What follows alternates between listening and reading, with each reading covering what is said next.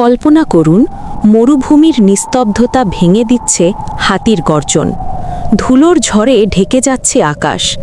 বিশাল বাহিনী এগিয়ে আসছে একটাই লক্ষ্য নিয়ে, পবিত্র কাবা শরীফ ধ্বংস করা।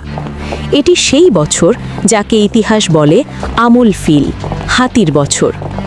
ইয়েমেনের ক্ষমতাশালী শাসক আব্রাহা আল আশরাম নির্মাণ করেছিল এক বিশাল গির্জা। সে চেয়েছিল মানুষ যেন মক্কা নয়, তার গির্জায় ইবাদত করতে আসে। কিন্তু কাবার প্রতি মানুষের ভালোবাসা থামানো যায়নি।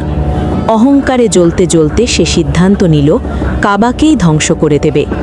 হাতি, অশ্বারোহী সৈন্য, অসংখ্য যোদ্ধা সবাই নিয়ে সে মক্কার দিকে রওনা দিল।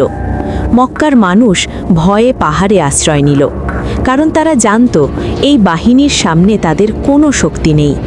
ঠিক সেই সময় কাবার তত্ত্বাবধায়ক বললেন, এই ঘরের মালিক আছেন, তিনি একে রক্ষা করবেন। তারপর আকাশের রং বদলে গেল। ঝাঁকে ঝাঁকে ছোট ছোট পাখি দেখা দিল, আবাবিল। তাদের ঠোঁট ও পায়ে ছিল ছোট ছোট পোড়া মাটির পাথর। হঠাৎ তারা নেমে এলো আব্রাহার বাহিনীর ওপর। ছোট পাথর, কিন্তু আঘাত ছিল ভয়াবহ। এক এক করে সৈন্যরা ধ্বংস হতে লাগল। বিশাল হাতির বাহিনী মুহূর্তেই ভেঙে পড়ল। অহংকার চূর্ণ হল, শক্তি ভস্ম হয়ে গেল। এভাবেই আল্লাহ তাআলা প্রমাণ করলেন যে ঘর তার রক্ষকও তিনি নিজেই। এই অলৌকিক ঘটনাই কুরআনের সূরা আল ফিলে চিরস্থায়ীভাবে লিপিবদ্ধ। শিক্ষা কি? শক্তি, ক্ষমতা, বাহিনী কিছুই আল্লাহর ইচ্ছার সামনে টিকতে পারে না।